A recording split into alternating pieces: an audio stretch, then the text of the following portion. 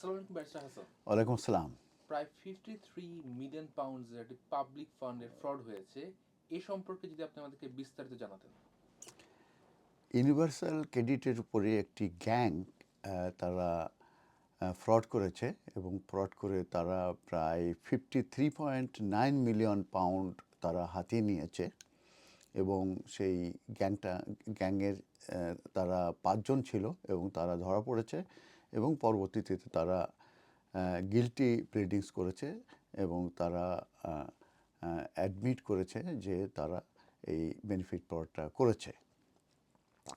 তো 5 মেম্বার যারা organise gang যারা তারা মূলত কনভিক্টেড হয়েছে এবং যে ক্রাউন প্রসিকিউশন সার্ভিস আছে তারা এই যে বেনিফিট ফ্রড এটাকে তারা বলতে চাচ্ছে যে largest case of benefit fraud in England and Wales.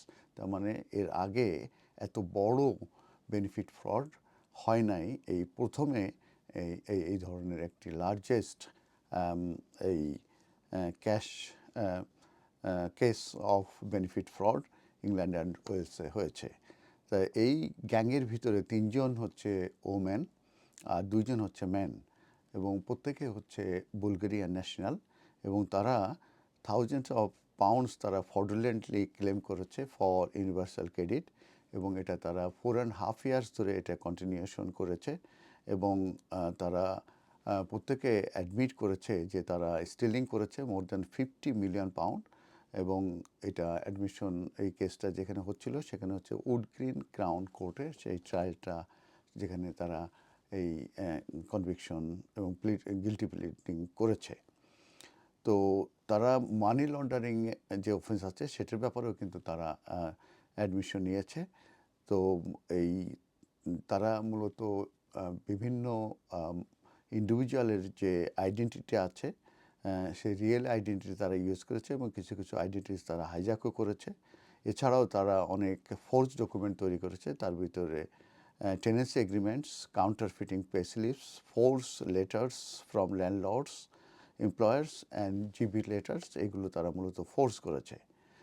তো এটি মূলত ইনভেস্টিগেশন দেখা যায় যে তারা আইডেন্টিফাইড 3 বেনিফিট ফ্যাক্টরস এবং উডগ্রিন এরিয়া অফ নর্থ লন্ডন যেখানে তারা মূলত একটি বিজনেস রান করত এবং তারা সেখানে দাবি করত যে তারা ন্যাশনাল ইন্স্যুরেন্স নাম্বার মূলত কাউকে পাইয়ে দেওয়ার জন্য তারা অ্যাসিস্ট করে থাকতো।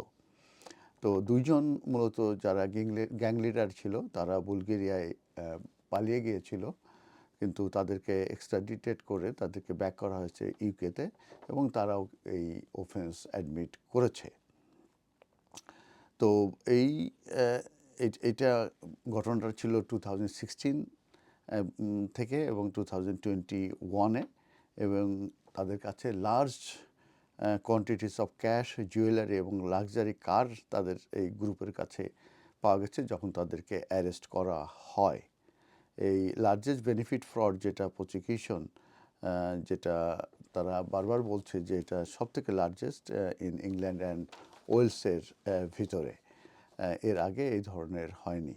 তো এটি মূলত যে এটাকে বলা হয়ে থাকে যে তারা এই ডিফেন্ডেন্টরা কনস্পিরেসি করেছে, এই যে অফেন্স যারা যে কমিট করেছে এটা ইন্ডাস্ট্রিয়াল স্কেল ফ্রড হিসাবে ধরা হয় এবং এটি এগেনস্ট দ্য ইউনিভার্সাল ক্রেডিট সিস্টেমের উপরে।